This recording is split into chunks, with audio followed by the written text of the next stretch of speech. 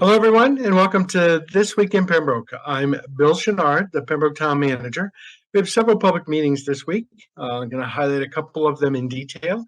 First of all, on August 1st at 8:30 p.m., the Recreation Commission is meeting. That is a meeting via Zoom.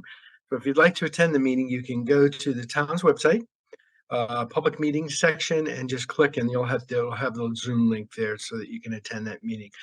On Wednesday, August 2nd at 7 p.m., the Select Board will be meeting in Veterans Hall at Town Hall.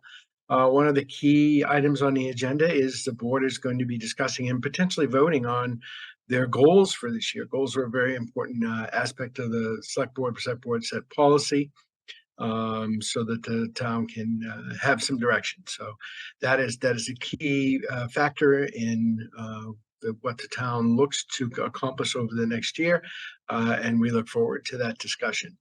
On Thursday, August 3rd at 7 p.m., also in Veterans Hall at Town Hall, will be the Conservation Commission meeting. They've got several things on the agenda, including a discussion of the 98 Barker Street enforcement order. I'm sure that will be, some key discussion surrounding that. The town is waiting for some information on wetlands delineation and other factors from the owner at 98 Barker Street. And we're in hopes that that will come forward and the board can make some decisions there, or the commission in this case. They also have notice of intent on two different properties, 10 Taylor Road and 19 Stetson Ave. And then finally, on Monday, August 7th, that's before we have our next filming, the planning board will be meeting in Veterans Hall, and they have several items on their agenda. So want to remind everyone that there is a vacancy on the school committee per our bylaws in the town of Pembroke. The select board and the school committee have a joint meeting and make a joint appointment for that vacancy, and that vacancy is until the next town election, which is next May. Resumes and letters of intent are due to the select board or town manager's office. Basically, it says email it to me or to the superintendent. That information is available on the town's website, just right on the front page. Just click on that and you can figure that out. They'll be meeting on August 21st to do some interviews from those resumes and letters of intent and to appoint and to make an appointment to fill that vacancy. Another reminder, the select board has formed a bylaw review committee. Those applications are available in the town manager's office. You can also get that information from the town's website. I want to note that we have a construction project that began this week. That's the Herring Run Park. You'll see some work ramping up over the next couple of weeks there to replace the culvert there under that roadway that accesses the park. During that time, there will be some closures at the park. However, it was part of my plan to emphasize some of the parks and playgrounds in the town. I just want to note that there are plenty of other parks and playgrounds to get outdoors and enjoy.